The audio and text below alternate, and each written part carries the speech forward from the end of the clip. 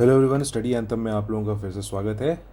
आज की क्लास में हम लोग स्टार्ट करने वाले हैं टेस्ट सीरीज़। और ये दृष्टि की टेस्ट सीरीज़ है जो कि 2024 सीरीज़ की है और इसी को हम लोग आज करेंगे। ये एक सेक्शनल टेस्ट सीरीज़ है। ये इसमें हम लोग इकोनॉमी के क्वेश्चंस देखेंगे जो कि एग्ज़ाम्स में आ सकते हैं और आने की जिसकी संभावना है। तो आपको इस पूरे टेस्ट सीरीज़ से कोई स्कोर का कंपटीशन नहीं करना है। आपको बस अपने मैक्सिमम सही करने की कोशिश करना है, अपनी प्रिपरेशन को चेक करना है। और इससे आप ये देख सकते हैं कि किस तरह से पेपर सॉल्व किया जाता है, किस तरह से इस पे क्वेश्चन पे जाया जा सकता है। अगर कहीं कोई ट्रिक होगी तो वो मैं आपको बताता चला जाऊँगा। अदरवाइज़ ज़्यादातर जो क्वेश्चंस होते हैं वो फैक्चुअल नेचर के होते हैं, तो जो उसका आंसर होता है वो आपको अगर पता है तो आप कर पाएंगे, नहीं होगा तो आप नहीं कर पाएंगे, सिंपल। ठीक है, लेकिन अगर जहाँ जहाँ पे आप ट्रिक से क्वेश्चन कर सकते हैं वहाँ पे मैं आपको बताता चला जाऊँगा। और ये टेस्ट सीरीज़ आपको वैसे भी प्रैक्टिस करने में काफ़ी हेल्प करेगी। तो स्टार्ट करते हैं आज की क्लास को। इसमें देखिए पहला क्वेश्चन है। देखिए इसमें हिंदी और इंग्लिश दोनों में दिया हुआ है, तो जिसका जो भी माध्यम है वो अपना देखता चला जाएगा। ठीक है, इस साइड आपका हिंदी दिया हुआ है, इधर इंग्लिश है। ठीक है, तो मैं अब इंग्लिश में ही करूँगा, आप लोग हिंदी में भी कर सकते हैं। इसको ट्राई करिएगा और ट्राई करने के बाद आंसर अपने लिखते चले जाइएगा। और लिखने के बाद आप चेक कर सकते हैं कि क्या सही आंसर है। ठीक है, पॉज करके आप क्वेश्चन को पहले लगाइए और फिर उसके बाद चेक कर लीजिए। तो पहला जो क्वेश्चन है, which of the following statement is are correct, इसमें सही कथन पूछा जा रहा है। इसमें लिखा है कि market demand and supply are components of micro economics. Market demand and supply, ठीक है। दूसरा लिखा हुआ है micro economics provides information related to national income. Okay, तो इसमें दो स्टेटमेंट्स दिए हुए हैं। तो देखिए, अगर मार्केट डिमांड एंड सप्लाई जो होता है वो माइक्रो इकोनॉमिक्स का पार्ट नहीं होता है, ये मैक्रो इकोनॉमिक्स का पार्ट होता है। ठीक है, क्योंकि इसमें आप ओवरऑल पूरी मार्केट का डिमांड एंड सप्लाई समझ रहे हैं। ओके, और यहाँ पे दिया हुआ है कि नेशनल इनकम से जो इन्फॉर्मेशन है वो मैक्रो इकोनॉमिक्स से है। तो ये स्टेटमेंट आपका सही है, क्योंकि नेशनल इनकम जो होती है वो माइक्रो इकोनॉमिक्स का पार्ट है। माइक्रो इकोनॉमिक्स जो होता है वो इंडिविजुअल के चीज़ों पे ध्यान दे के होता है। तो इस तरह से आपका स्टेटमेंट्स में ऑप्शन 2 सही हो जाएगा। ठीक है, ओनली 2। ओके, ओनली 2, केवल 2। नेक्स्ट क्वेश्चन है, silicon valley in California is an example of which of the following sectors of economy. ठीक है, तो इस पर आप ट्राई करिए। सिलिकॉन वैली इन कैलिफोर्निया किस सेक्टर एग्जाम्पल है, किस सेक्टर का। तो इसमें देखिए secondary sector, tertiary sector, quinary sector और क्वार्टनरी सेक्टर। ठीक है, तो इसमें चार ऑप्शंस हैं। तो इसका जो ऑप्शन सही आंसर होगा वो हो जाएगा quaternary sector, because quaternary sector में साइंस एंड टेक्नोलॉजी, ठीक है, और एजुकेशन, इन सब चीज़ों से रिलेटेड जो भी चीज़ें होती हैं वो आपका क्वार्टनरी सेक्शन में जाता है। ठीक है, टर्शरी सेक्टर में आपका जो भी सर्विसेज से रिलेटेड चीज़ें होती हैं वो सर्विस सेकेंडरी सेक्टर में जाता है। ओके, सॉरी, टर्शरी सेक्टर में। तो इसका सही आंसर है आपका क्वार्टनरी सेक्टर। नेक्स्ट क्वेश्चन है, which among the following is not a component of factor income. तो इसमें पूछ रहा है फैक्टर इनकम के कौन से कंपोनेंट नहीं हैं।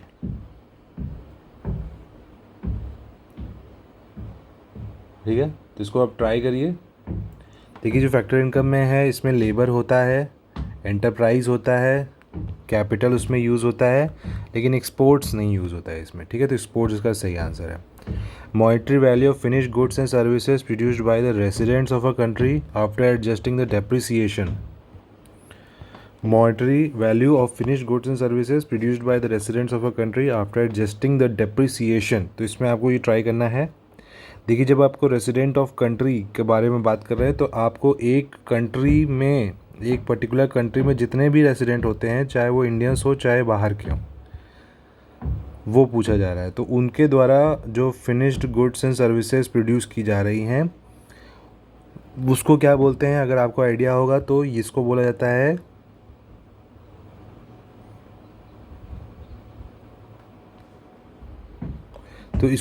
है आपका, जो भी इसमें सिटीजन्स रहते हैं, तो इसमें आपको एक कंट्री के जितने भी रेसिडेंट्स हैं उनसे अगर आप उनके फिनिश्ड गुड्स और सर्विसेज जो प्रोड्यूस करते हैं उसको बोलते हैं हम लोग नेशनल प्रोडक्ट। ठीक है, national product, GNP, gross national product. लेकिन अगर उसमें से आप डेप्रिसिएशन को माइनस कर देंगे तो क्या आंसर हो जाएगा, नेट नेशनल प्रोडक्ट, ठीक है, नेट नेशनल प्रोडक्ट। तो इसमें आपके जो रेसिडेंट्स होने चाहिए वो एक ही कंट्री के होने चाहिए। ऐसा नहीं कि आपके किसी एक कंट्री में अगर अलग अलग सिटीजन्स हैं, अगर ये प्रोड्यूस कर रहे हैं तो ये तो आपका जीडीपी हो जाएगा। लेकिन अगर आपके कोई रेसिडेंट हैं जो कि मान लीजिए इंडियंस हैं, ठीक है, इंडियंस अगर यहाँ पे हैं और दूसरी कंट्री में भी हैं, तीसरी कंट्री में भी हैं, तो ये सारे लोग जो प्रोड्यूस करेंगे वो प्रोड्यूस करेंगे जीएनपी, लेकिन इंडियंस होने चाहिए। तो यही लिखा हुआ है, रेसिडेंट्स ऑफ अ कंट्री के बारे में बोल रहा है, ठीक है, एक कंट्री के रेसिडेंट्स यानी इंडियंस के रेसिडेंट्स जहाँ जहाँ पे होंगे वो जो भी चीज़ें प्रोड्यूस कर रहे होंगे उसको बोलेंगे हम लोग net national gross national product, और उसमें से आप डेप्रिसिएशन को माइनस करेंगे तो आपका आ जाएगा नेट नेशनल प्रोडक्ट, ठीक है। तो इसका सही आंसर हो जाएगा आपका क्वेश्चन ऑप्शन बी। नेक्स्ट है आपका, NABARD was establish on the recommendation of, NABARD किसकी रिकमेंडेशन पे इस्टेब्लिश हुआ था।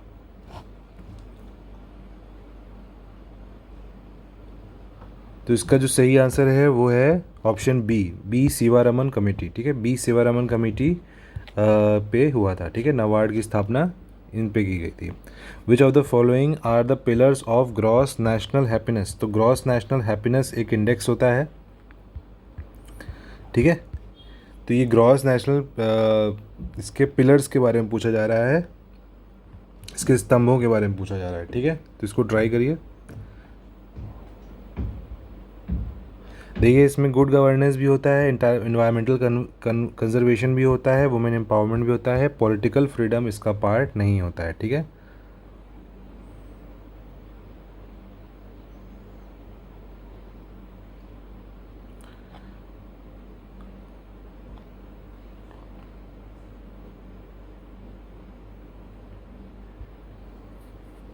अच्छा सॉरी, इसमें आपका थर्ड वाला ऑप्शन नहीं होगा, थर्ड वाला ऑप्शन होगा पॉलिटिकल फ्रीडम होता है, वुमेन एम्पावरमेंट इसमें नहीं होता है। तो आपका ऑप्शन नंबर ये 20 में सही हो जाएगा। ओनली 1, 2 एंड 3 तीनों ये रहेंगे, वुमेन एम्पावरमेंट इसमें नहीं रहता, ठीक है।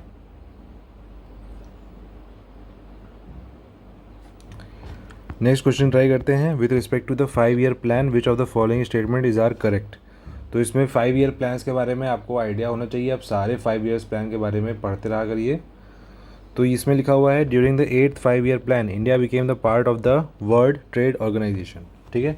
देखिए वर्ल्ड ट्रेड ऑर्गेनाइजेशन, और दूसरा इसमें है statement 11th 5 year plans main theme was rapid and more exclusive growth, ठीक है।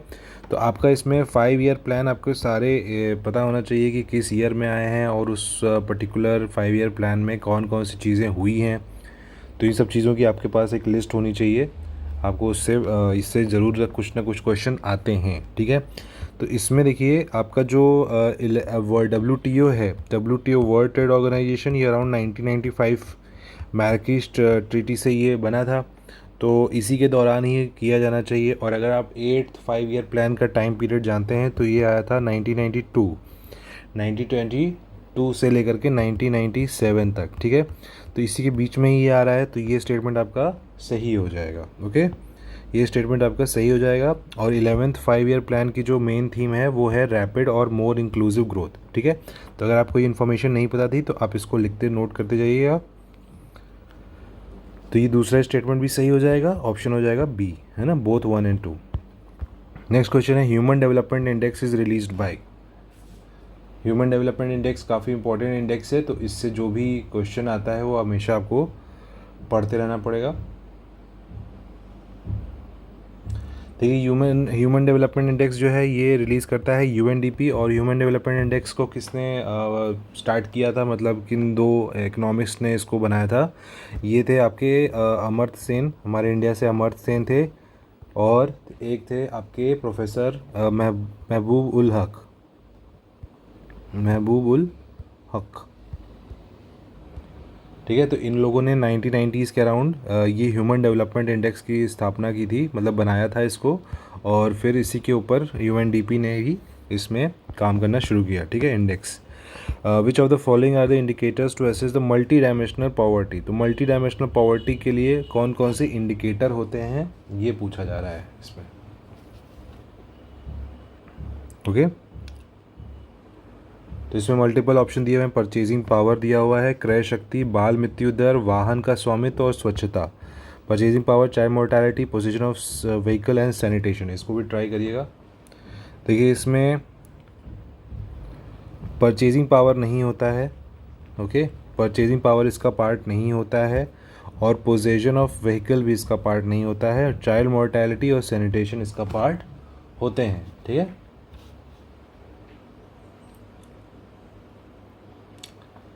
इसके अलावा और भी इसमें होता है, जैसे कि आपका हेल्थ होता है, ठीक है, हेल्थ होता है, एजुकेशन होता है इसका इंडिकेटर। इसके अलावा इसमें स्टैंडर्ड ऑफ लिविंग होता है, ठीक है। तो ये सारी चीज़ें इसमें होती हैं। आप बाकी भी इसको आप ज़रूर देखिएगा क्या क्या चीज़ें हैं, ये काफ़ी इम्पोर्टेंट है। और हेल्थ के अंडर में ही ये आता है आपका चाइल्ड मोर्टेलिटी, ठीक है। और एजुकेशन के अंदर आता है आपका नंबर ऑफ़ स्कूलिंग, ये सब चीज़ें आती हैं। तो 3 इंडिकेटर और 4 कई इंडिकेटर्स हैं इसमें, तो इसके ऊपर आप ध्यान दीजिएगा। इसमें ऑप्शन जो सही है वो है 2 और 4, ठीक है। तो इसको आप ज़रूर पढ़ के जाइएगा। इसके इंडिकेटर आप नेट पे सर्च करके इसको आप पढ़ लीजिएगा, अगर जो भी आपके पास इसको इम्पॉर्टेंट है ये, ठीक है। What was the India's rank in the world happiness report of 2023 का पूछ रहा है, ठीक है। अभी तो 2024 का आ गया है। तो इस टेस्ट सीरीज़ में काफ़ी क्वेश्चन जो हैं पिछले साल के भी इसमें ऐड किए गए हैं, एडेड हैं। तो आपको अगर इसका आंसर पता है तो ठीक है, नहीं तो आपको 2024 का पढ़ना पड़ेगा, ठीक है। 2024 का पढ़ना पड़ेगा। तो इसका सही आंसर है 126, ठीक है, 126 का सही आंसर है। Who has authored the book the planned economy for India. Planned economy for India पुस्तक के लेखक कौन है इसमें से, ये पूछ रहा है। और इसका सही आंसर आपको बताना है कि क्या होगा। तो ये लिखा हुआ था एम विश्वेश्वरैया ने, एम विश्वेश्वरैया इसका सही आंसर है। नेक्स्ट है growth, sustainable growth and self dependence was the objective of which of the 5 year plan. तो यहाँ से फिर से 5 ईयर प्लान का आ गया है। तो यहाँ पे इस 5 ईयर प्लान का एम पूछ रहा है, ऑब्जेक्टिव पूछ रहा है। तो इसका जो ऑब्जेक्टिव है ये दिया हुआ है self growth and self dependence, ठीक है, self growth and self dependence. तो ये किस 5 ईयर प्लान का ये एम था, ऑब्जेक्टिव था, ये इससे आपका क्वेश्चन है। तो ये बनेगा आपका 4th 5 ईयर प्लान का ये है, ठीक है। Among the following publish Sarvodaya plan. Sarvodaya plan किसने पब्लिश किया था, तो ये किया था आपके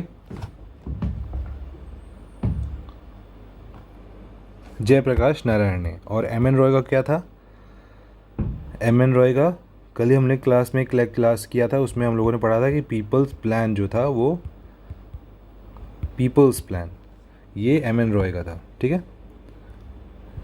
which among the following has developed agriculture marketing and farmer friendly reform index, ठीक है। तो ये इंडेक्स है, ये किसने बनाया है, ये पूछ रहा है क्वेश्चन। इसमें जो आपका सही आंसर हो जाएगा वो हो जाएगा मिनिस्ट्री ऑफ फाइनेंस का ये क्वेश्चन, मतलब इंडेक्स बनाया है, ठीक है।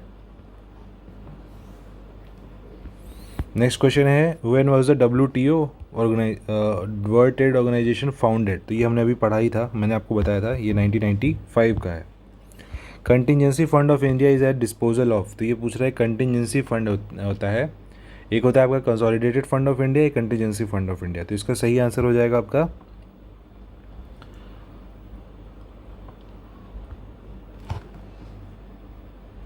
इसका जो सही आंसर हो जाएगा वो प्रेसिडेंट, ठीक है, प्रेसिडेंट के डिस्पोजल पे होता है। प्रेसिडेंट चाहेंगे तो उनके उस पे होता है। कंटिजेंसी फंड ऑफ इंडिया जो होता है वो पार्लियामेंट के डिस्पोजल पे होता है, ठीक है। Which of the following mentions the annual financial statement of the central government, ठीक है। तो इसमें पूछ रहा है कौन सा ऐसा अनुच्छेद है, कौन सा ऐसा आर्टिकल है जो कि एनुअल फाइनेंशियल स्टेटमेंट के बारे में बात करता है, ठीक है। तो इसमें एनुअल फाइनेंशियल स्टेटमेंट मतलब हम लोग किसकी बात कर रहे हैं, बजट की बात कर रहे हैं।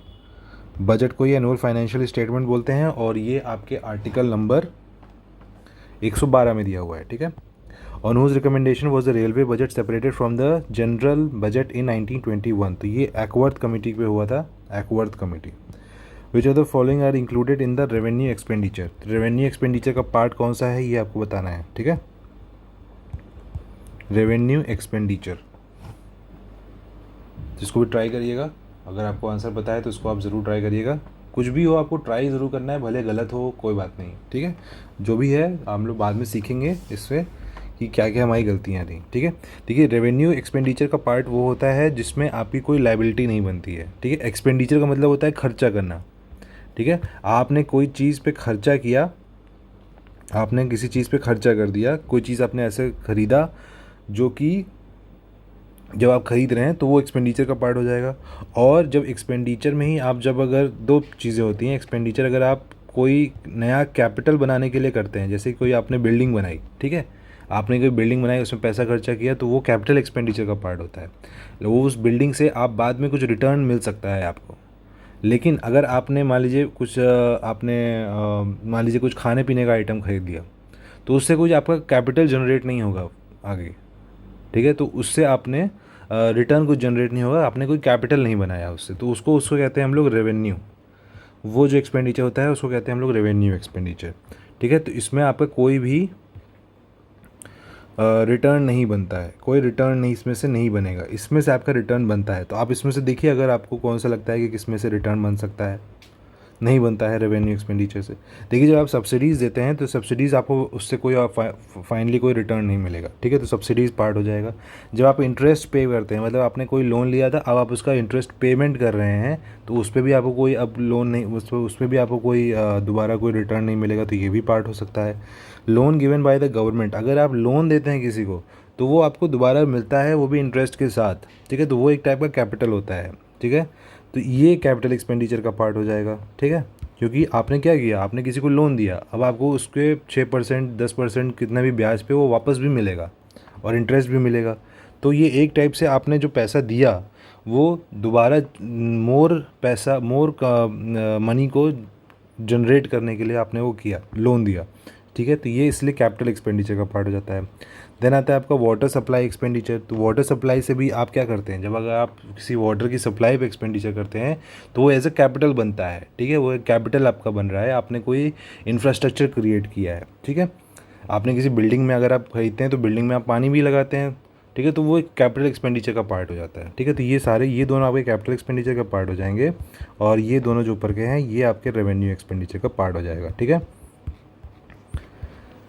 तो इसमें जो आंसर हो जाएगा आपका 1 और 2, ठीक है, 1 और 2। नेक्स्ट हम लोग आते हैं, which of the following was the first country to formally incorporate gender budgeting into its budget process. तो ऐसा कौन सा कंट्री था जिसने पहले, सबसे पहले जेंडर बजटिंग को अपने बजट प्रोसेस में लाया था। तो ये आपको ट्राई करना है। तो ये क्वेश्चन आपके ऐसे आते हैं, तो इसको भी आपको आइडिया होना चाहिए कि कौन सा कंट्री पहले लेके आया है। तो इसमें जो आपका सही आंसर हो जाएगा वो हो जाएगा ऑस्ट्रेलिया, क्योंकि फैक्चुअल क्वेश्चन था, इसमें आपको मालूम होना चाहिए। नेक्स्ट आता है आपका Laffer curve is a graphical representation of.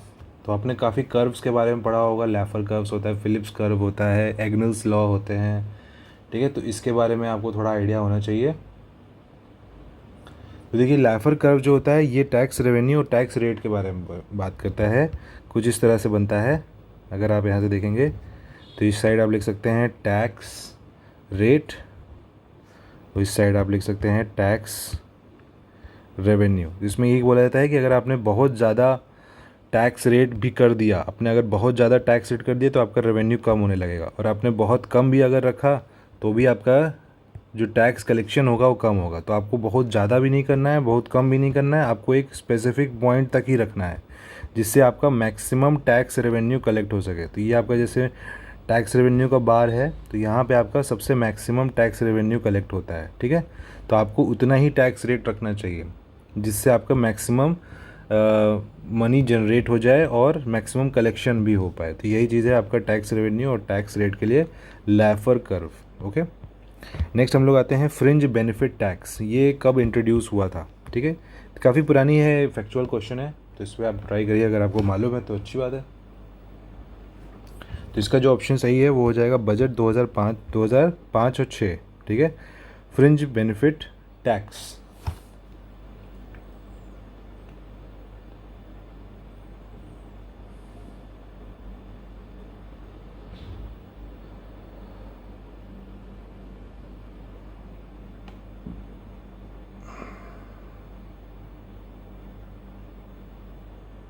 Next जो क्वेश्चन है वो है जीएसटी काउंसिल पे। जीएसटी काउंसिल के बारे में आपने याद होना चाहिए, ये एक कॉन्स्टिट्यूशनल बॉडी है। पहली बात आपको याद रखना पड़ेगा कि ये कॉन्स्टिट्यूशनल बॉडी है, और ये जब जीएसटी लाया गया था तब इसमें कॉन्स्टिट्यूशन में एक नया आर्टिकल जोड़ा गया था। तो यही पूछा जा रहा है कि कौन से आर्टिकल के अंडर में आता है, इंडियन कॉन्स्टिट्यूशन के कौन से आर्टिकल के अंडर में आता है जीएसटी काउंसिल, किस इंडियन आर्टिकल के अंडर में आता है। ठीक है, तो जीएसटी काउंसिल जो है ये आता है आर्टिकल 279A। 279A। नेक्स्ट आता है आपका FRBM एक्ट। FRBM किस ईयर में ये क्वेश्चन, मतलब किस ईयर में ये एक्ट आया था, ये क्वेश्चन है आपसे, इसको ट्राई करिए।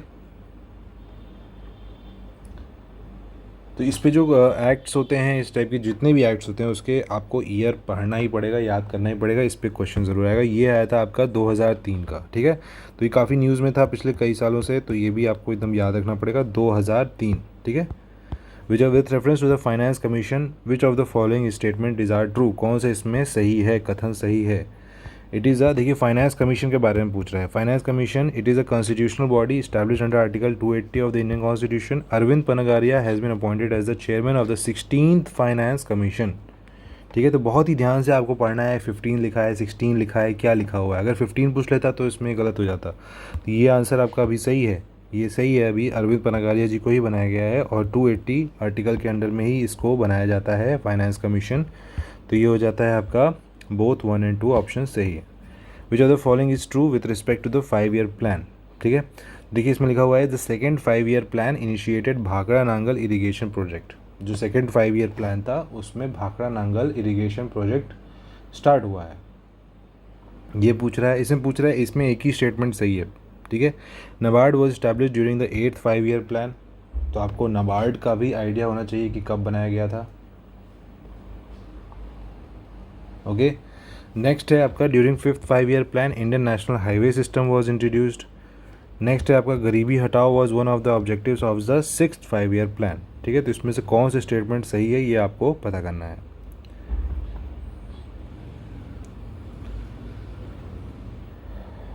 ओके, सो इसमें देखिए आपका पहली नीचे से स्टार्ट करता हूँ। जो आपका गरीबी हटाओ जो आंदोलन था वो आपका था 5th 5-year प्लान में। ये हमने पिछली क्लास में भी एक क्वेश्चन था उसमें हमने देखा था गिफ्ट, ये आपका 5th में था ना कि 6th में। ठीक है, तो ये आपका ऑप्शन गलत हो जाएगा। देन आता है आपका ऊपर देखते हैं second 5-year plan initiated Bhakra Nangal project. तो ये भाखड़ा नांगल जो प्रोजेक्ट था ये आपका आया था फर्स्ट 5-year प्लान में। ठीक है, फर्स्ट 5-year जो प्लान आया था उसमें आया था, ना कि सेकंड में। तो ये भी स्टेटमेंट आपका गलत है।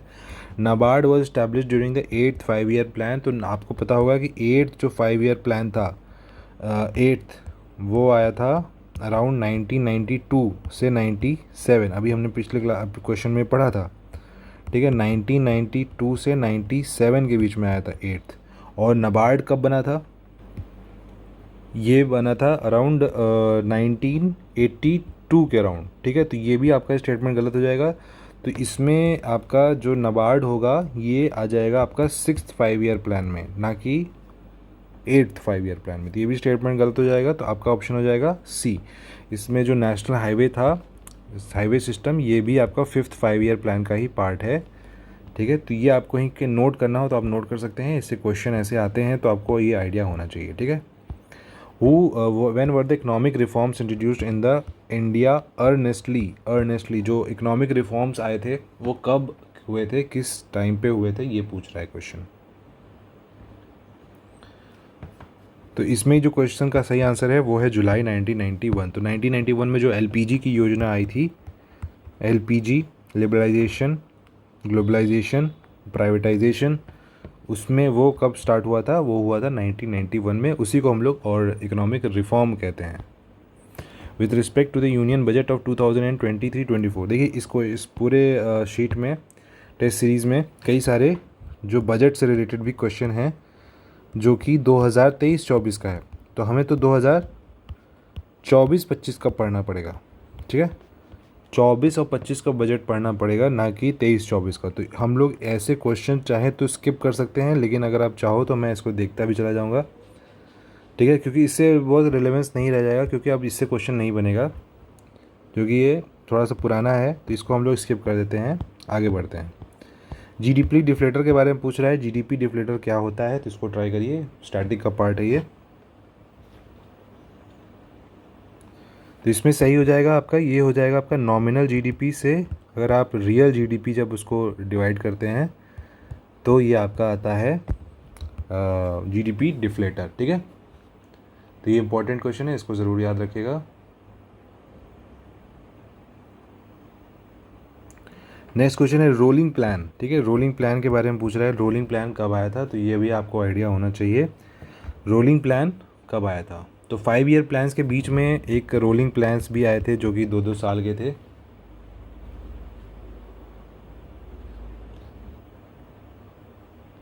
तो उस टाइम पे जनता पार्टी जो थी वो गवर्नमेंट बनाई हुई थी, और उसने जो 5 ईयर प्लान जो कर रहे थे उसको डिसकंटिन्यू करते हुए जो नई मतलब प्लानिंग करनी थी वो उसको रोलिंग प्लान का नाम दिया था, ठीक है। तो ये आपको याद रखना चाहिए, जनता पार्टी ने स्टार्ट किया था ये रोलिंग प्लान्स को, ठीक है। तो उस वक्त काफ़ी अनस्टेबल गवर्नमेंट थी और ये स्टार्ट हुआ था आपका, इसका आंसर सही है बी, 1978 में इसको स्टार्ट किया गया था और ये 1980 तक ये लागू थी, ठीक है। ये जनता पार्टी के टाइम पे आई थी। तो ये सब चीज़ें आपको आइडिया होना चाहिए। Then commercial banks are regulated by, तो कौन से एक्ट से ये आया था, तो आपको भी पता होना चाहिए। देखिए जो भी कमर्शियल बैंक्स होते हैं, कमर्शियल बैंक्स वो बैंकिंग रेगुलेशन एक्ट 1949 से आते हैं, ठीक है। तो ईयर भी आप ज़रूर याद रखिएगा, जैसे आरबीआई का एक्ट का जो ईयर है वो है 1934, रीजनल रूरल बैंक्स का है 1976, को banking laws cooperative society act ये है 1955। तो ईयर भी आपके लिए बहुत इंपॉर्टेंट है, उसको भी स्किप मत करिएगा, ठीक है। In which year did RBI introduce the lead bank scheme, तो ये काफ़ी इंपॉर्टेंट क्वेश्चन है, इस पर कई बार आ चुके हैं क्वेश्चन, इसको भी ज़रूर पढ़िएगा। देखिए जो लीड बैंक स्कीम थी ये आई थी आपकी 1969 में, ठीक है। इसमें जो कुछ बैंकों को, जो रूरल एरियाज़ में जो कुछ बैंक्स हैं उनको कुछ मेन काम दिया गया था कि आप यहाँ पे लोगों के अंदर ये बात मतलब उनको जागरूक कराने के लिए चीज़ था कि आप लीड लीजिए और यहाँ पे लोगों के अंदर लोगों को फाइनेंशियल एजुकेशन, फाइनेंशियल लिटरेसी के ऊपर काम कीजिए, ठीक है। तो इसी को बोलते हैं आपको lead bank scheme.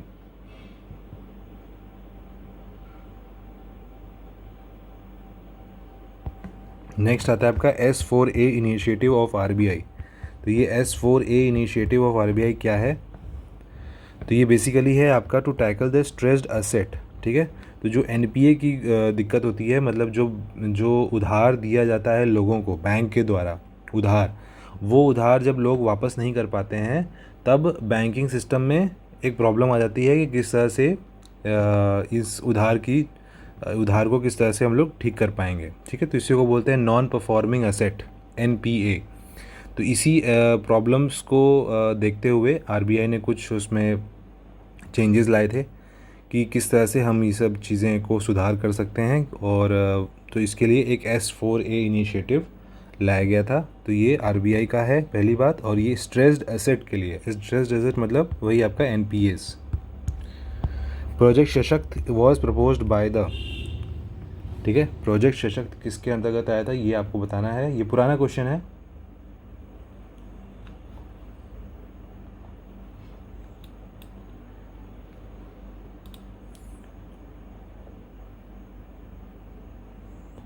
Okay so इसको ट्राई करिएगा। देखिए इसमें इसका सही आंसर है वो है सुनील मेहता कमेटी। सुनील मेहता कमेटी ने प्रोजेक्ट सशक्त को प्रपोज किया था।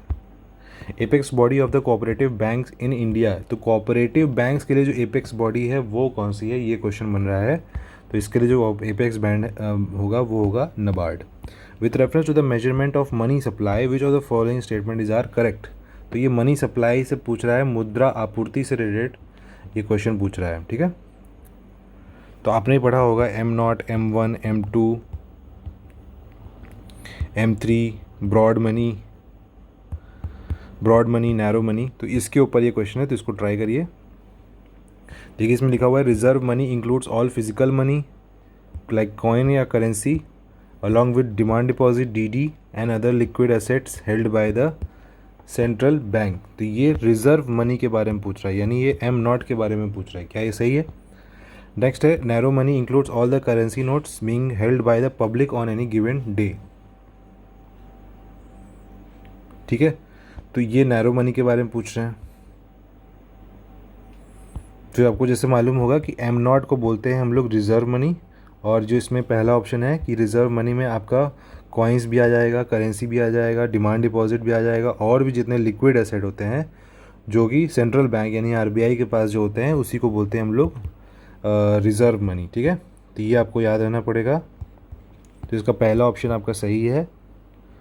दूसरा जो ऑप्शन है वो है नैरो मनी के बारे में। तो आपको मालूम होगा कि M1, M2, M3 और M4 ये चार होते हैं। इसमें M3 M4 को बोलते हैं हम लोग ब्रॉड मनी, क्योंकि इसमें ज़्यादा चीज़ें ऐड हो जाती हैं, और M1 M2 को बोलते हैं हम लोग नैरो मनी। तो इसमें क्या पूछ रहा है कि नैरो मनी का पार्ट ये होता है क्या, जो करेंसी नोट्स होते हैं पब्लिक के पास वो नैरो मनी के अंदर में आते हैं। तो ये भी स्टेटमेंट आपका सही है, आते हैं। ठीक है, तो both 1 and 2 are correct. The average daily balance that a scheduled commercial bank is required to maintain with the RBI. Reserve bank के पास जो एवरेज डेली रखना पड़ता है बैलेंस, उसको क्या बोलते हैं। इसको ट्राई करिए।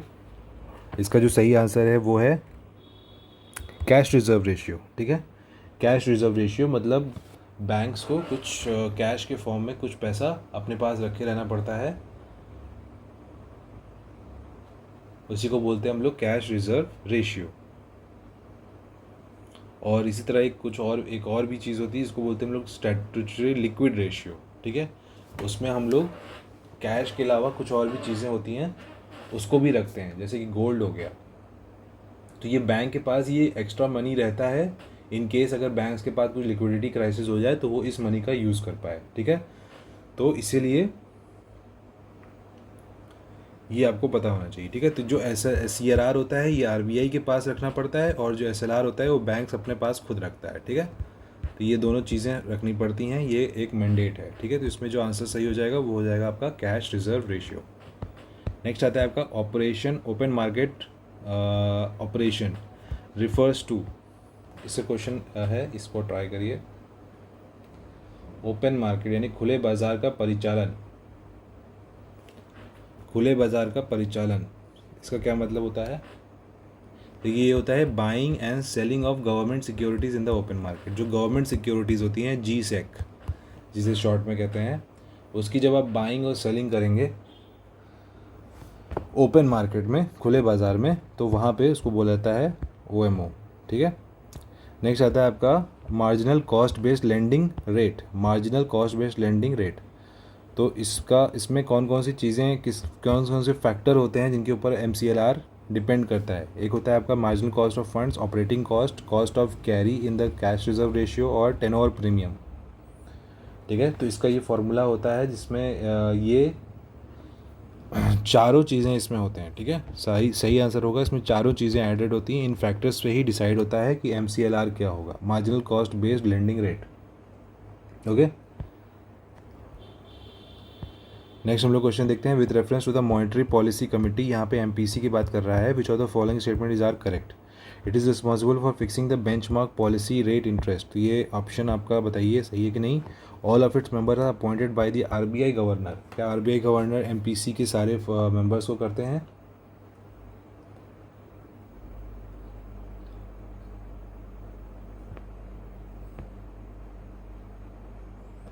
देखिए, इसमें जो सेकेंड आपका ऑप्शन है कि all the members of it are appointed by the RBI governor, ये इसमें गलत हो जाएगा। RBI की तरफ से गवर्नर होता है, एक मतलब एक उप गवर्नर भी होता है, और एक कार्यकारी निदेशक भी होता है, एक सदस्य मतलब मेंबर भी होता है। ठीक है, तो RBI की तरफ से 3 होते हैं, और गवर्नमेंट की तरफ से भी उसमें कुछ होते हैं, जो सेंट्रल गवर्नमेंट होते हैं उसमें की भी होते हैं। तो सारे मेंबर्स RBI अपॉइंट नहीं करता है। दूसरा पहला जो ऑप्शन है आपका, ये बेंचमार्क पॉलिसी रेट को डिटरमाइन करता है, ये ऑप्शन आपका सही है। ठीक है, जो बेंचमार्क पॉलिसी कमेटी होती है वो पॉलिसी इंटरेस्ट रेट्स वो डिटरमाइन करती है। और ये भी क्वेश्चन ये भी होता है कि इसका जो इन्फ्लेशन रेट का टारगेट होता है, इन्फ्लेशन रेट यानी 4 ± 2%, ये भी मेंटेन करने के लिए MPC काम करती है। इसको इसकी रेंज में रखने के लिए MPC काम करती है। ठीक है, इसका ऑप्शन हो जाएगा only 1। In which year did SEBI के बारे में पूछ रहा है कि सेबी को किस साल स्टेटूटरी स्टेटस मिला था, ठीक है। In which year did the SEBI got the statutory status, तो ये आपको याद रखना चाहिए, ये बताइए। इसका जो सही आंसर है वो होगा 1992 में, ठीक है। The rupee denominated bonds which can be use by the Indian entities to raise money from overseas market, overseas market से जो हम लोग पैसे लेते हैं, उठाते हैं, और वो इंडियन रुपी में होता है, तो उसको क्या बोलते हैं, ठीक है। इंडियन रुपी डिनोमिनेटर होता है, तो उसको बोलते हैं हम लोग मसाला बॉन्ड, ठीक है, मसाला बॉन्ड कहते हैं उसे। The market which gets fund for one day only is called, तो एक दिन में जो उधार मिलता है एक दिन के लिए, उसको क्या बोलते हैं, सेकेंडरी, नोटिस, टर्म मनी या कॉल मनी, ठीक है। तो ये सब बेसिक का ही पार्ट है, अगर ये इतना आपको मालूम होना चाहिए अगर आप कोई भी सिविल सर्विस के एग्ज़ाम के लिए प्रिपेयर कर रहे हैं तो ये हो जाएगा आपका डी, ठीक है। डी कॉल मनी मार्केट होता है इसका सही आंसर। तो अगर आप लोगों को इसके बारे में आइडिया नहीं है तो आप मुझे कमेंट सेक्शन में बताइए, और चैनल को सब्सक्राइब ज़रूर करिएगा, लाइक ज़रूर करिएगा अगर आपको पसंद आ रहा है तो, क्योंकि इससे आपकी प्रैक्टिस हो रही है, आपको नई नई इन्फॉर्मेशन भी मिल रही है, तो इस सब चीज़ों को कहीं नोट करते जाइए अगर आपको नहीं आइडिया है तो, ठीक है। अगर आपकी प्रिपरेशन आधी अधूरी है, पूरी नहीं है, तो आप इन सब वीडियोज़ के थ्रू भी आप अपनी प्रैक्टिस को बहुत अच्छा सब कर सकते हैं, क्योंकि काफ़ी चीज़ें आपको यहीं से पता चलती चली जाएंगी जो मैं आपको बताता चला जा रहा हूँ, और काफ़ी इन्फॉर्मेशन आप मतलब क्वेश्चन के फॉर्म में भी आप एक्यूमुलेट कर सकते हैं, ठीक है। तो इसलिए इम्पॉर्टेंट है। सो बढ़ते हैं अपने नेक्स्ट क्वेश्चन की तरफ। The type of market in which a stock market follows a downward trend, तो आपको जैसे पता होगा स्टॉक मार्केट अगर अपवर्ड ट्रेंड फॉलो करता है, नीचे भी जाता है ऊपर भी जाता है, तो अगर अपवर्ड फॉलो करता है तो उसे क्या कहते हैं हम लोग, बुल मार्केट, ठीक है, बुल। और अगर नीचे जाता है तो उसे कहते हैं हम लोग बियर मार्केट, तो इसका आंसर सही हो जाएगा बियर मार्केट, ठीक है। वेंचर कैपिटल के बारे में पूछ रहा है। उद्यम पूंजी को किस तरह से डिफाइन किया जाता है, is defined as finance provided to startup companies, securities to raise medium and long term funds for subsidiary companies, low risk capital to start new company, या फिर नन ऑफ द अबव। तो इसको जरा try करिए। इसका जो सही answer हो जाएगा वो फाइनेंस दिया जाता है जो स्टार्टअप कंपनीज़ को, उसी को बोलते हैं हम लोग वेंचर कैपिटल को, जो स्टार्टअप कंपनीज़ के लिए होना चाहिए, ये आपको याद रखना पड़ेगा। नेक्स्ट हम लोग आते हैं, consider the following committees and arrange them in the chronological order, ठीक है। तो ये जो अलग कमेटी, लकड़ावाला कमेटी, तेंदुलकर और रंगराजन कमेटी, ये किस पर्पज़ के लिए बनाई गई थी, ये भी आप मुझे बताइएगा कमेंट सेक्शन में, ठीक है। तो ये जो मैंने आपको ये इसकी बताया है ALTR, ऐसे ही आप याद भी रख सकते हैं, अलग, लकड़ावाला, तेंदुलकर और रंगराजन, इसी उसमें बना था, इसी क्रोनोलॉजी में बना भी था। तो आपका सही आंसर हो जाएगा 1 2 3 4, ठीक है। तो मैं इसका आपको ईयर बताता हूँ कि इसमें जो अलग कमेटी बनी थी वो बनी थी 1979 में, जो लकड़ावाला कमेटी थी वो थी 1993 में, तेंदुलकर कमेटी बनी थी 2009 में, और रंगराजन बनी थी 2013 में, ठीक है। तो ये आपको याद रखना है, ALTR ऑल्टर करके आप ऐसे याद रख सकते हैं, ठीक है। ईयर भी आपको याद रखना पड़ेगा, ये बहुत ही इंपॉर्टेंट है, ईयर भी आपको याद रखना पड़ेगा, ठीक है। एग्नल्स लॉ स्टेट्स दैट, एग्नल्स लॉ के बारे में क्वेश्चन पूछा जा रहा है, अगर इसको आपको आता है तो ट्राई करिए।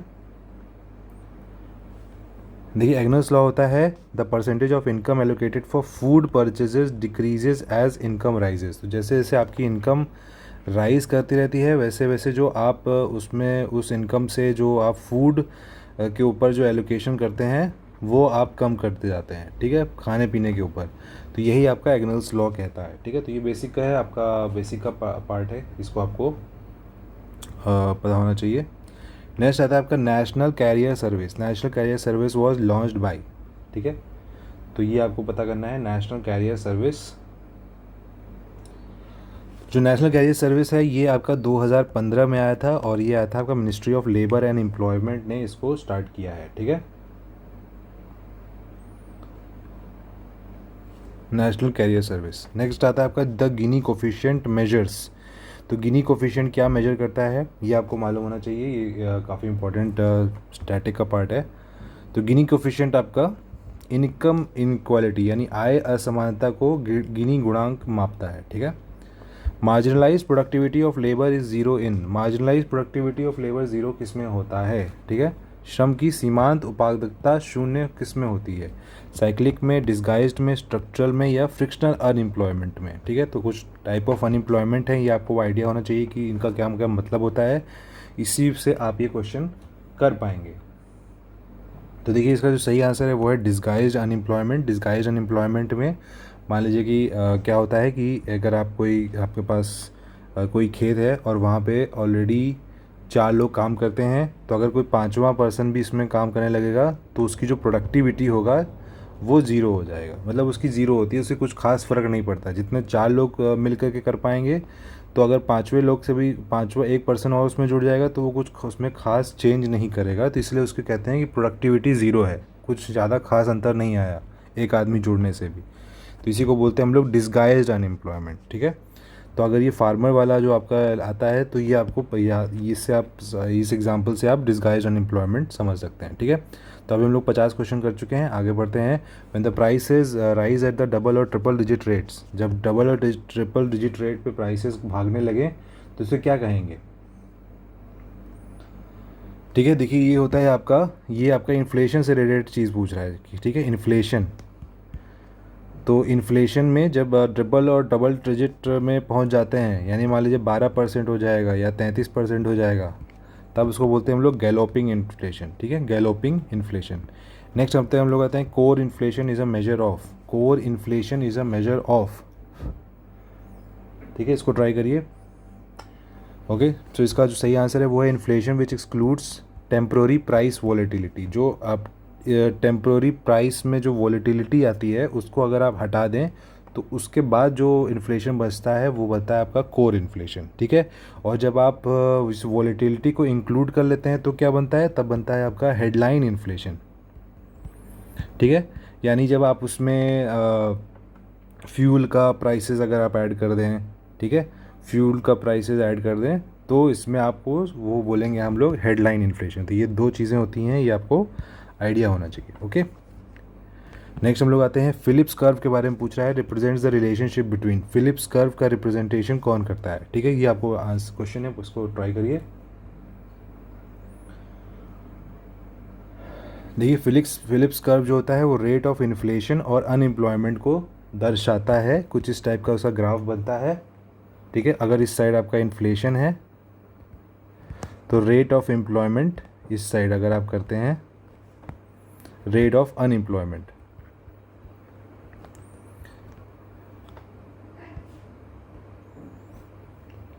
ठीक है,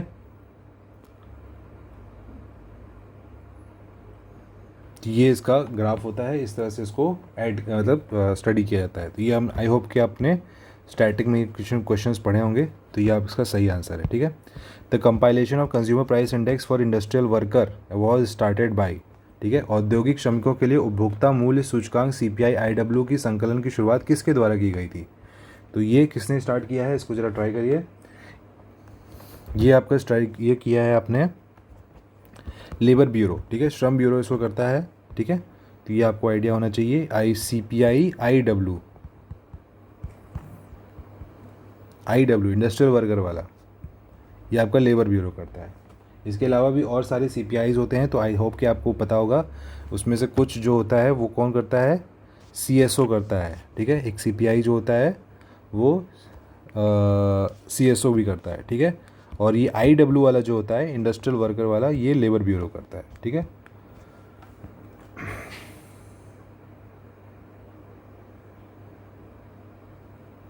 नेक्स्ट हम लोग क्वेश्चन आते हैं। देखिए, there is a price rise of one और small group of commodities over a sustain period while for the other beings no such rise in the prices, this phenomena is called.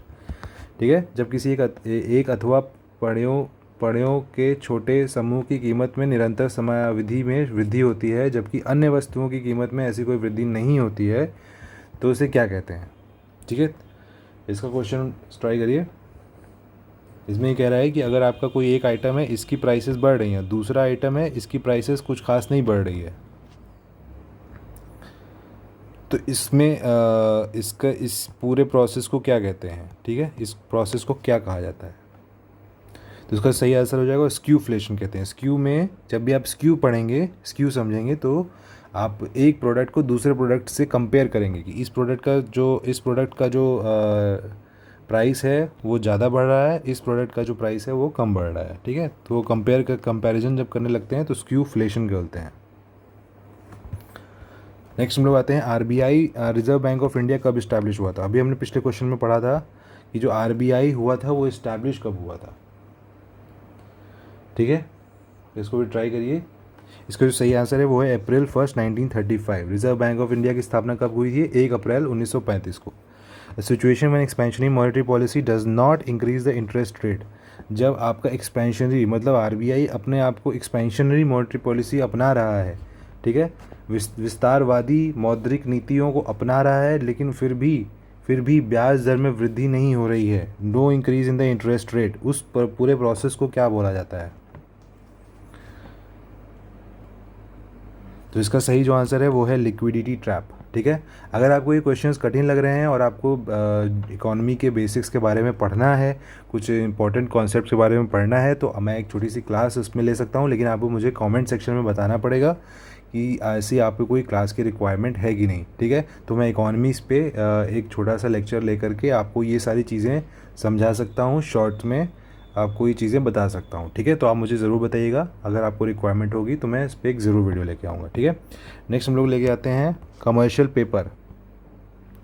Commercial paper में क्या है, वाणिज्यिक पत्र क्या होता है ये आपको ट्राई करना है। Unsecured negotiable money market instrument which are equivalent to promissory note, यानी पी नोट के जैसा होता है। Written negotiable instrument that carries an unconditional order to pay a specified sum of money to a designated holder of the instrument. या फिर short term security whose maturity is from 7 to 365 days issued by corporate houses. Units of ownership interest in a corporation of financial asset that provide an equal distribution in any profit, ठीक है। तो इसमें से कौन सा सही होगा ये आपको बताना है, ठीक है। तो उसको ट्राई करिए। तो इसमें जो सही आंसर है इसका वो है ऑप्शन नंबर सी, ठीक है। कमर्शियल पेपर होता है जहाँ पे 7 से 365 दिन की इसकी मैच्योरिटी होती है, एक शॉर्ट टर्म सिक्योरिटी जैसा होता है ये, ठीक है। और ये कॉरपोरेट हाउसेस द्वारा इशू किया जाता है, ठीक है। कॉरपोरेट हाउसेस द्वारा ये मतलब एक इंस्ट्रूमेंट ऐसा होता है जो कि इशू होता है। इसकी मैच्योरिटी 7 से 365 दिन यानी 1 साल के भीतर में ही ये इसकी मैच्योरिटी ख़त्म हो जाती है, ठीक है। The capability approach was proposed by, capability approach किसने किया है? ये काफ़ी क्वेश्चन इंपॉर्टेंट है, इसको ज़रूर ऐसे क्वेश्चन ज़रूर आते हैं।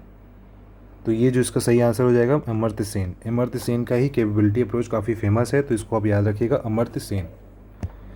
ड्यूरिंग इन्फ्लेशन के दौरान पे कौन सी चीज़ें होती हैं? तो ये प्योर बेसिक है, एकदम बेसिक है, ये आपको पता होना चाहिए।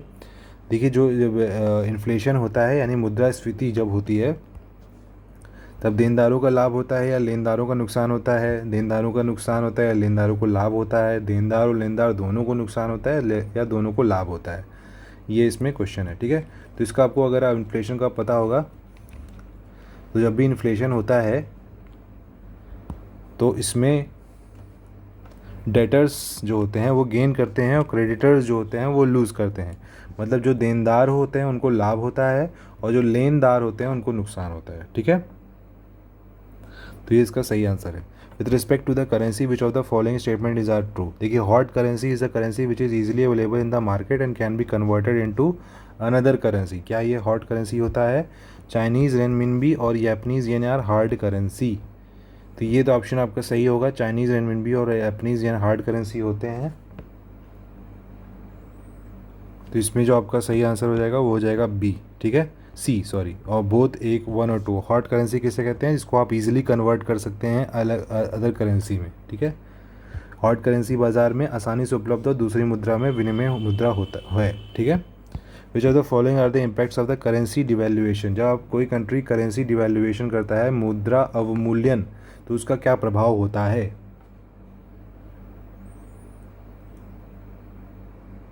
तो इसका जो सही आंसर है वो हो जाता है इंपोर्ट चीप हो जाते हैं, ठीक है। करेंसी डिवैल्यूएशन से इंपोर्ट चीप हो जाता है, ठीक है। इंपोर्ट्स आप मतलब सस्ते हो जाते हैं।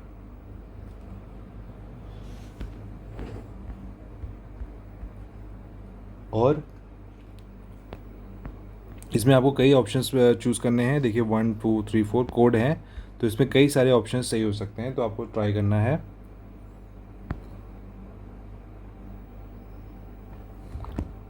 अच्छा, करेंसी डिवैल्यूएशन के बारे में पूछ रहा है, तो इसमें देखिए इसमें जो सही आंसर होगा, एक्सपोर्ट आपका चीप हो जाता है, इंपोर्ट्स आपके चीप नहीं होते हैं, और बाकी डिमांड पुल इन्फ्लेशन भी आ सकता है और कॉस्ट पुश इन्फ्लेशन भी आ सकता है। ठीक है, तो ये करेंसी डिवैल्यूएशन का होगा, और इसमें जो सही आंसर बन जाएगा उसमें होगा आपका 1 है, 3 है, 4 सही है, तो आपका ऑप्शन सही हो जाएगा बी। ठीक है, ये सही हो जाएगा 1 3 4। ठीक है, तो जब भी आप करेंसी डिवैल्यूएट करते हैं तो आप अपने प्रोडक्ट को बाहर की मार्केट में आसानी से बेच पाते हैं, सस्ते में बेच पाते हैं, तो इसलिए एक्सपोर्ट जो होता है चीप हो जाता है। और यही चीज़ कहा गया था कि चाइना ऐसा करता रहा है अपने प्रोडक्ट्स को बाहर के मार्केट में बेचने के लिए, इसलिए उसको करेंसी डिवैल्यूएशन का उसके ऊपर यूएस उसको बार बार कहता था कि आपने करेंसी अपनी डिवैल्यूएट कर दी है। ठीक है, तो इसका ऑप्शन हो जाएगा 1 3 और 4। Special drawing rights is an artificial currency instrument.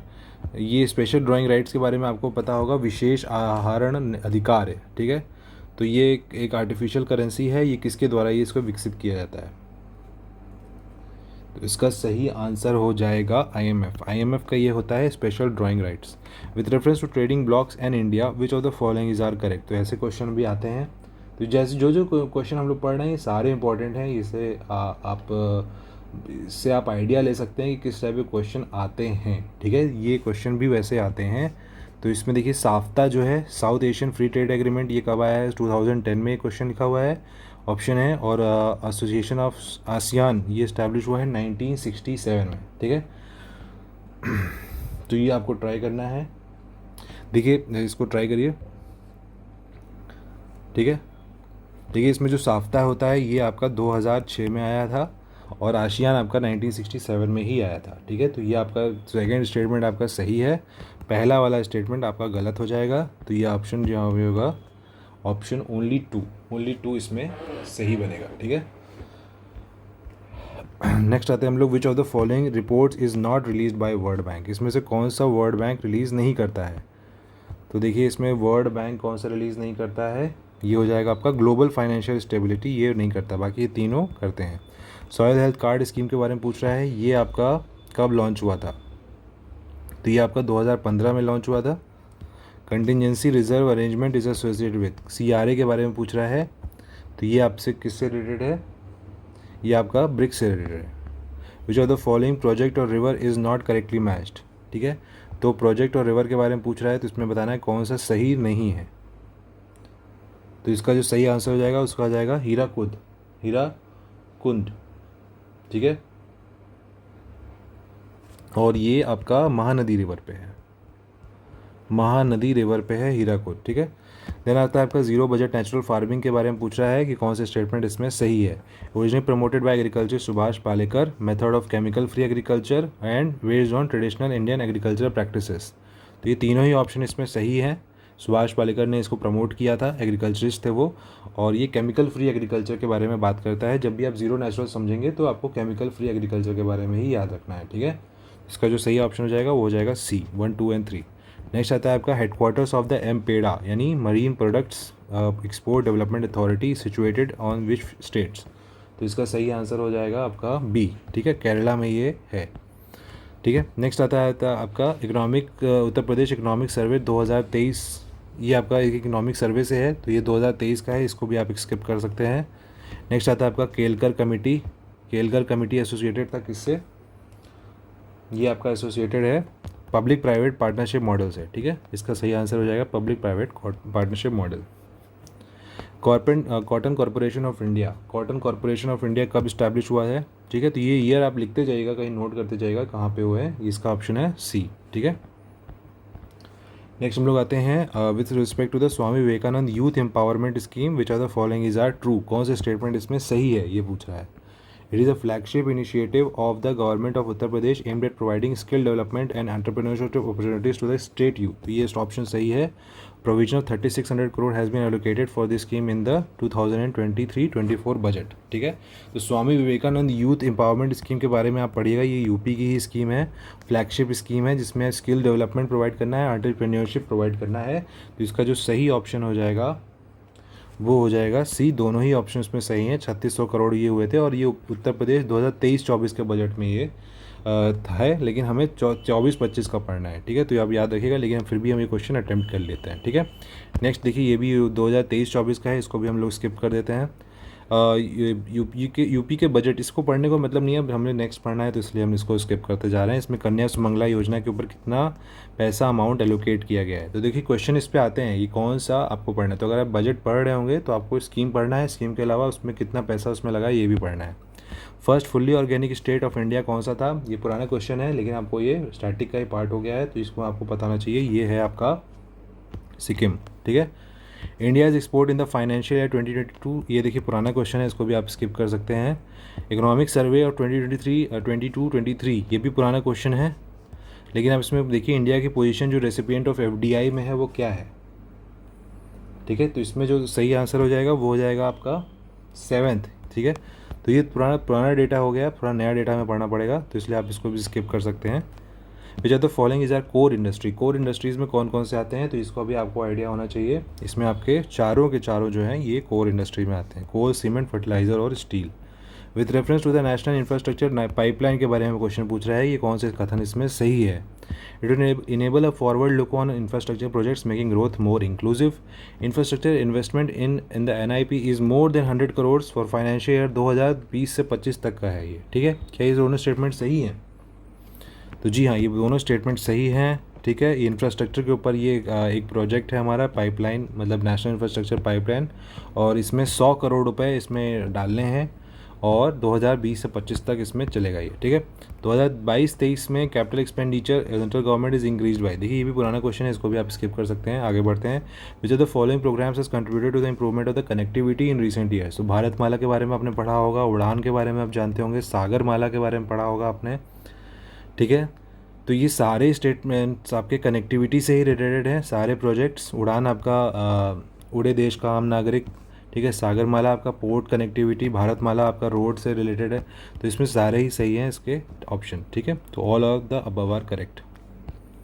The government is, इसमें असर्शन और रीजनिंग वाले क्वेश्चन आ जाते हैं। देखिए इसमें क्या होता है कि आपको एक असर्शन दिया रहता है, आपको इसमें कैसे पढ़ना है। The government is developing infrastructure for making India a cost effective production hub. Because, यहाँ पे आप बिकॉज लगा लीजिए और फिर आप इसको पढ़िए, क्योंकि। ठीक है, क्योंकि, उसके बाद आप इसको पढ़ना चालू करिए और देखिए कि क्या इस स्टेटमेंट को जो ऊपर असर्शन दिया है, क्या इसके रीज़न ये वाला है, नीचे वाला है। जब ये दोनों ट्रू हो जाएंगे तब आप इसमें ऑप्शन लगा पाएंगे। ठीक है, देखिए इसमें लिखा हुआ है government of is developing infrastructure for making India cost effective production hub. तो ये सही है भाई, स्टेटमेंट एकदम सही है। ठीक है, तो हमारा असर्शन हमारा सही हो जाएगा। रीज़न ये है कि logistic policy 2022 aims to cut cost, enhance competitiveness and spur economic growth. तो क्या ये इसका रीज़न है?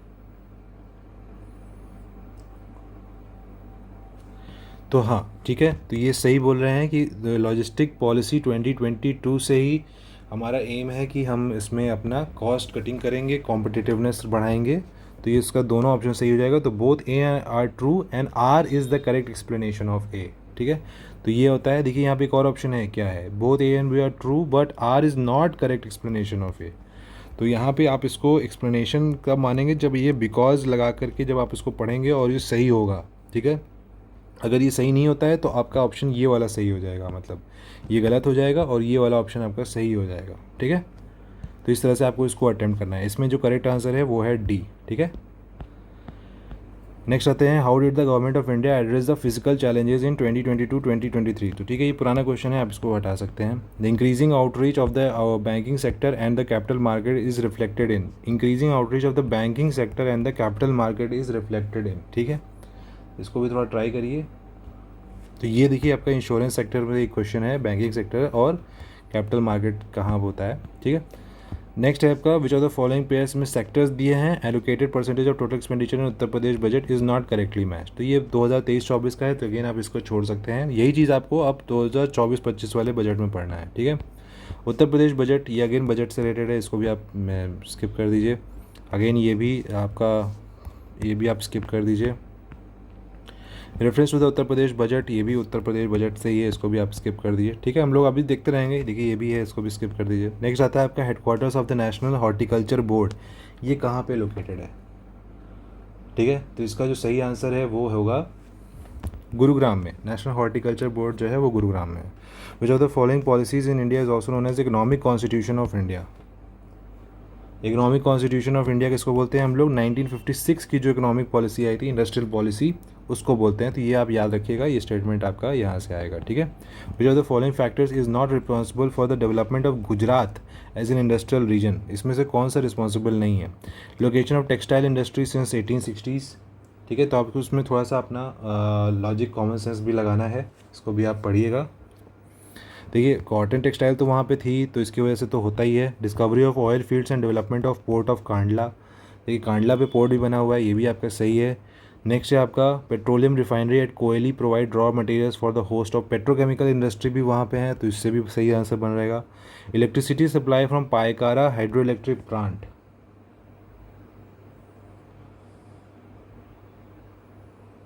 देखिए ये पायकारा जो हाइड्रो इलेक्ट्रिक प्लांट है ये आपका मतलब ये रिस्पॉन्सिबल नहीं है, तो ये ऑप्शन आपका सही हो जाएगा। तो जो पायकारा हाइड्रो इलेक्ट्रिक प्लांट है ये आपका बेंगलुरु और चेन्नई के बीच में बना है, ठीक है। तो ये आप इसमें याद रखिएगा। लेकिन आप बाकी चीज़ें भी अगर मान लीजिए आपको नहीं पता है कि पायकारा हाइड्रो इलेक्ट्रिक प्लांट कहाँ पे है, तो आप बाकी स्टेटमेंट पढ़िए। कॉटन टेक्सटाइल आपने पढ़ा हुआ है, गुजरात में कॉटन बनता है, ठीक है। ऑयल फील्ड्स भी हैं वहाँ पे, और कांडला पोर्ट तो है ही, कांडला के बारे में आपने सुना होगा, ये भी आपको समझ में आ जाएगा। और पेट्रोकेमिकल इंडस्ट्रीज़ के बारे में भी आपको आइडिया होगा कि वहाँ पर हैं, ठीक है। तो इससे आप ये निकाल सकते हैं कि ये तीनों तो हो ही सकते हैं, तो यही ऑप्शन में भी शायद गलत हो, ठीक है। तो इस तरह से आप आंसर पर पहुँच सकते हैं। नेक्स्ट होगा with reference to the new industrial policy 1991 which of the following are correct. तो it allowed the transfer technology transfer arrangement under the automatic route. It restructured the monopolies and restrictive trade practices act. तो यहाँ पे एक MRTP act के बारे में बोला जा रहा है, क्या इसको रीस्ट्रक्चर किया गया था? तो इसमें जो सही आंसर है वो हो जाएगा both A and B are correct. तो ये ट्रांसफ़र टेक्नोलॉजी का भी एग्रीमेंट हुआ था, और एक MRTP एक्ट था, उसको भी रिस्ट्रक्चर किया गया था, ठीक है। Which of the following is not the reason for shifting of sugar industry from north to peninsular India. तो जैसे आपको पता होगा कि हमारे नॉर्थ इंडिया में पहले शुगर इंडस्ट्री काफ़ी होती थी, अब वो पेनिनसुलर इंडिया की साइड जा रही है, यानी महाराष्ट्र में जा रही है, तमिलनाडु में जा रही है, देखिए साउथ इंडिया में कई सारी जा रही हैं। तो इसका क्या रीज़न है, यही पूछा जा रहा है। और इसमें पूछ रहा है कि कौन कौन क्या इसमें रीज़न नहीं है। क्वेश्चन में पूछा जा रहा है कौन सा इसमें रीज़न नहीं है, ठीक है। तो इसमें पढ़ते हैं भाई। Sugar cane crop grows well in tropical climate of the south India, okay. Crushing season in south India is shorter than in north India. In south India most of the mills have modern machinery and sucrose content are higher in the tropical variety of sugar cane grown in the south India, ठीक है। तो इसमें आपको बताना है कौन सा option सही नहीं है, इसको ट्राई करिएगा। तो देखिए इसमें जो क्रशिंग सीज़न जो होता है, देखिए आपको सुक्रेज कंटेंट आपका वहाँ पे होता है ज़्यादा होता है, ये बात आपकी सही है, ठीक है। वहाँ पे मॉडर्न मशीनरी वाले मिल्स भी हैं, ये भी आपका सही है। और जो शुगर केन जो होगा वो ग्रो ज़्यादा अच्छा करता है, ट्रॉपिकल क्लाइमेट में ही करता है, तो ये भी सही है। जो क्रशिंग सीज़न वाला है साउथ इंडिया, ये शॉर्टर देन, ये स्टेटमेंट आपका गलत है, तो आपका ये वाला आंसर सही हो जाएगा, ठीक है। तो ये ऑप्शन आपका सही हो जाएगा। तो क्रशिंग सीज़न इसमें ज़्यादा नहीं होता है बड़ा, मतलब शॉर्ट नहीं होता है साउथ इंडिया में, ओके। तो क्रशिंग सीज़न आपका शॉर्ट नहीं होता है, यही इसका आंसर है, ओके। नेक्स्ट हम लोग आते हैं, यहाँ पे दिया है एग्रीकल्चर रेवोल्यूशन और किससे रिलेटेड है, तो इसको आप समझना है। देखिए फाइबर लिया हुआ है, ग्रे है, राउंड है, सिल्वर है। जब राउंड आता है तो हम पोटैटो की बात करते हैं, पोटैटो राउंड होता है।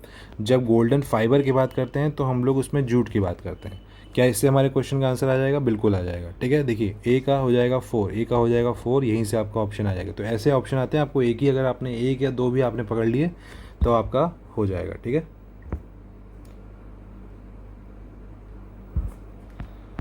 नेक्स्ट है आपका which of the following is responsible for procurement, storage, transportation, allocation of food grains to the state government, ठीक है। तो इसमें हो जाएगा आपका C, food corporation of India, food corporation of India, ठीक है। ये होता है जो स्टेट गवर्नमेंट को ट्रांसपोर्ट करती है, एलोकेट करती है food grains. FCI, coffee board of India comes under which of the following ministries, coffee board of India किस मिनिस्ट्री के अंडर में आता है? इसका जो सही आंसर है ministry of commerce and industry, ठीक है। नेक्स्ट हम लोग आते हैं how does infrastructure impact a countries economic development. तो इसमें सारे ही ऑप्शन इसमें सही है। हाईएस्ट एम्प्लॉयमेंट देता है, फैक्टर ऑफ प्रोडक्शन भी बढ़ाता है और प्रोवाइड मैक्सिमम FDI, ठीक है। नेक्स्ट आता है आपका health services, which of the with reference to the health services which of the following is are correct. Since independence, there has been a significant expansion in the physical provision of the health services. During 1951 to 2013, the number of government hospitals and dispensaries increased from 9,300 to 44,000 and hospitals bed from 1.2 to 6.63 lakhs.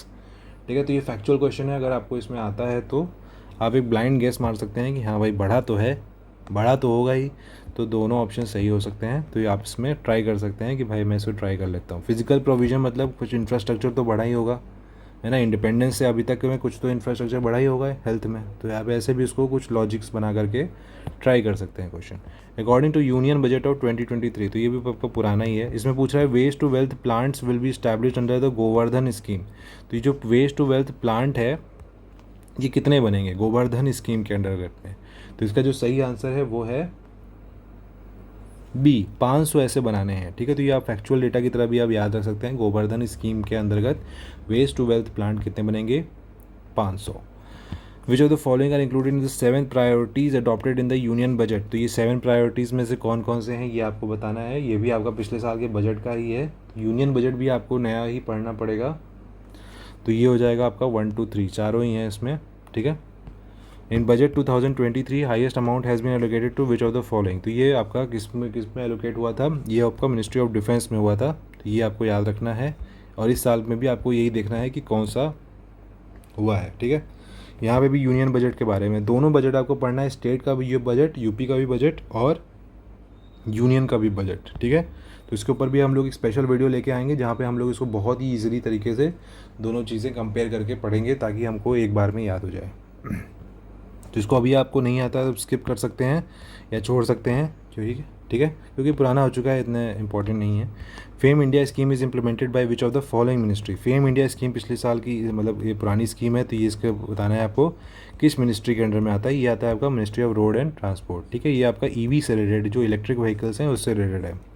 With reference to the PM Shri Yojana, इसमें से कौन सा statement सही है? देखिए central sector scheme है और इसमें it aims at strengthening the selected existing schools from amongst schools managed by the only the central government. तो क्या ऐसा है कि सिर्फ ये सब आपको स्टेटमेंट में ढूंढना है? ओनली, क्या ओनली लिखा हुआ है? क्या गवर्नमेंट यहाँ पे सेंट्रल प्लस स्टेट गवर्नमेंट लिखा है? ये सब स्टेटमेंट्स में आपको ढूंढना है और वहाँ पे अंडरलाइन करना है। ओनली लिखा है यहाँ पे, ठीक है। तो ये ऑप्शन जो होगा आपका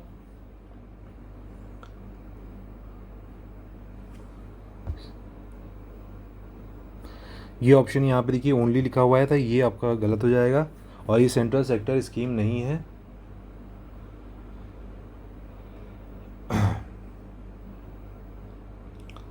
ठीक है, सेंट्रल सेक्टर स्कीम नहीं है, तो ये आपका ये भी आपका स्टेटमेंट गलत हो जाएगा और इसका ऑप्शन हो जाएगा नाइदर 1 नॉर 2, ठीक है। इसको आपका स्टेट में भी, मतलब सेंट्रल गवर्नमेंट का भी स्कूल्स में होगा और स्टेट के गवर्नमेंट्स को भी स्कूल्स में ऐड किए गए हैं, ठीक है, PM श्री योजना में। तो इसके बारे में भी आप ज़रूर पढ़िएगा, PM श्री योजना क्या होता है।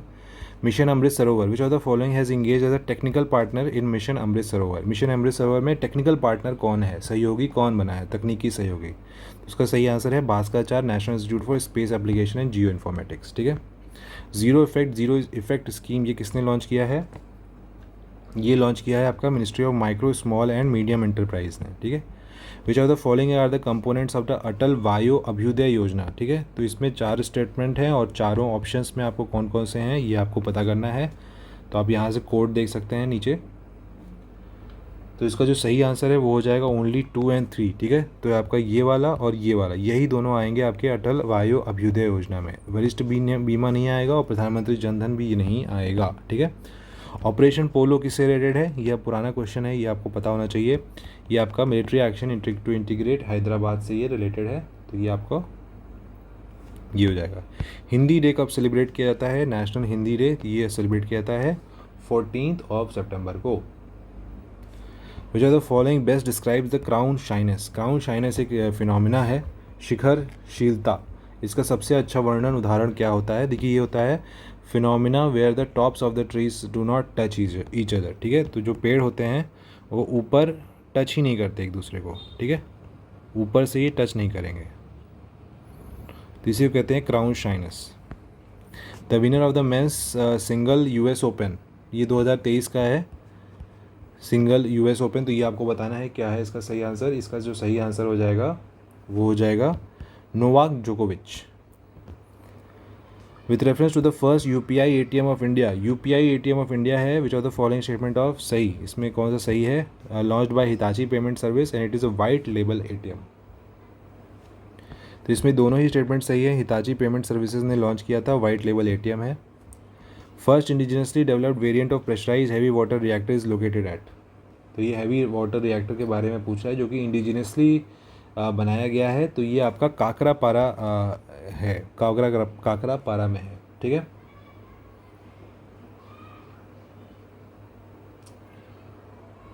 तो ये भी आपको याद रखना है।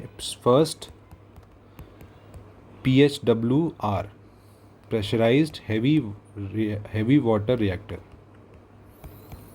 ये कहाँ पे है? इंडिजिनियसली डेवलप, मतलब इंडिया में ही डेवलप किया गया। देन आता है आपका सितंबर 2023 में गुजरात डिक्लेरेशन हुआ था, ये किससे रिलेटेड है? तो ये रिलेटेड है आपका WHO ने ये ट्रेडिशनल मेडिसिन के ऊपर किया था, ट्रेडिशनल मेडिसिन, तो ये आपको याद रखना है। With respect to the Poshan Abhiyan which of the following statement is are true? 2018 में it was launch in Jhunjhunu district Rajasthan. The theme of the national nutrition month 2023 was nutrition rich India, educate India and empowered India. तो आपको ये theme बोल रहा है, क्या इसमें सही है? नेशनल न्यूट्रिशन मंथ की थीम 2023 का है, ये 2024 का आपको पढ़ना पड़ेगा, लेकिन इसको आप देखिएगा क्या है। तो इसका जो सही आंसर हो जाएगा वो दोनों ही इसमें सही है। 2018 में ये लॉन्च हुआ है, तो ये वाला आपके स्टेटमेंट के लिए, मतलब ये इन्फॉर्मेशन आपके लिए इंपॉर्टेंट है कि 2018 में इसको लॉन्च किया गया था। ठीक है, Jhunjhunu district of Rajasthan, Poshan Abhiyan. Okay,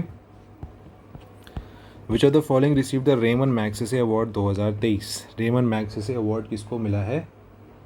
तो ये मिला है आपके रवि कनन को, रवि कनन। ठीक है, Longpi pottery has an origin in which of the following states? Longpi pottery के बारे में पूछ रहा है कि किस स्टेट में ये हुआ था। ये है आपका मणिपुर से related. Haber process can be use to produce, ठीक है, ये साइंस का क्वेश्चन है, इसको ध्यान दीजिएगा, साइंस का क्वेश्चन है ये इससे ग्रीन अमोनिया से रिलेटेड है। ग्रीन अमोनिया जहाँ बन रहा होता है उसको, उस प्रोसेस को ही बनते कहते हैं हम लोग Haber process. Who is the first Asian man nominated for international tennis hall of fame in the player category? तो ये देखिए, ये नॉमिनेशन के बारे में पूछ रहा है, अब तो इसमें इसका अवार्ड मिल भी गया है। ठीक है, तो इसका जो सही आंसर है वो है लिएंडर पेस। ठीक है, Leander Paes. Then Abraham accords is signed between, Abraham accords के बारे में इंपॉर्टेंट है, इसको याद रखिएगा। ये इजराइल और अरब स्टेट्स के बीच में हुआ था पहले। ठीक है, पहले हुआ था अरब स्टेट्स के बीच में।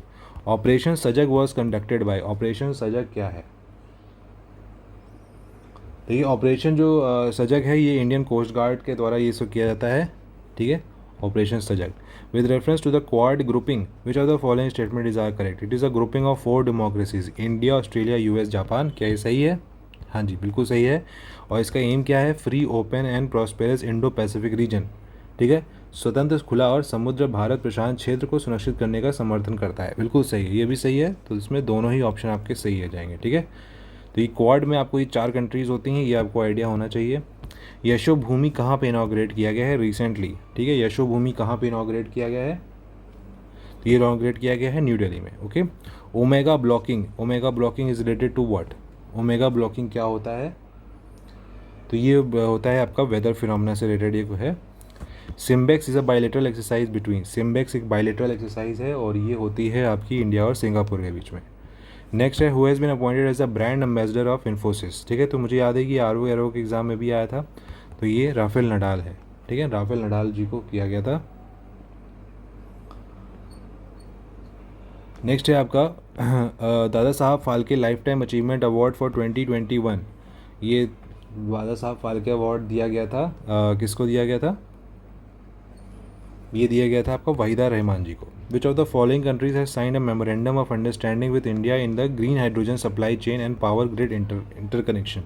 तो किस कंट्री ने ही किया है? तो ऐसे भी क्वेश्चन आते हैं जहाँ पे आपको MOU किसके साथ हमने साइन किया है एक पर्टिकुलर चीज़ पे। तो green hydrogen supply chain power ये हमने साइन किया था, अभी इंडिया ने साइन किया था सऊदी अरेबिया के साथ। Whom in the following was awarded the Nobel peace prize 2023। तो इंपॉर्टेंट क्वेश्चन था, ठीक है। तो ये आपका नरगिस मोहम्मदी जी को मिला था, जो कि ईरान से थी, Iran. In which of the following month national wildlife week celebrate किया जाता है? तो ये अक्टूबर मंथ में सेलिब्रेट किया जाता है, हमेशा याद रखिएगा, national wildlife week. Sampriti 11 is an annual joint military exercise between India और किसके बीच में संप्रति एक्सरसाइज होता है? तो देखिए ये होता है हमेशा बांग्लादेश के साथ, ठीक है, Bangladesh. Noor 3 an imaging satellite has been launched by which of the following countries? तो नूर 3 कौन करता है लॉन्च? ये कर रहा है आपका Iran. Pontus tectonic plate which has been disappear 20 million years ago has been discovered in, ठीक है। तो ये आपका कुछ करंट अफेयर का क्वेश्चन है, तो इसको भी याद ध्यान रखिएगा। ये अभी हुआ है वेस्ट पैसिफिक ओशन में, ठीक है। तो ये पैसिफिक ओशन है अगर, तो ये हो जाएगा आपका ईस्टर्न साइड, ये हो जाएगा वेस्टर्न साइड, ठीक है। तो इस साइड आपको हुआ है, ठीक है, वेस्टर्न पैसिफिक ओशन के साइड में। Martti Ahtisaari who passed away in October 2023 was a former president of. तो कुछ ऑर्बिटरी से भी क्वेश्चंस बनते हैं, तो उसके ऊपर भी ध्यान अपनी लगाए रहिएगा। ये फिनलैंड के थे, फिनलैंड के प्रेसिडेंट थे, फॉर्मर प्रेसिडेंट, ठीक है। ज्यूरिच डायमंड लीग में जैवलिन थ्रो किया है, गोल्ड मेडल में किसने जीता है? ये क्वेश्चन आपके लिए आसान हो सकता है, बताइएगा। ये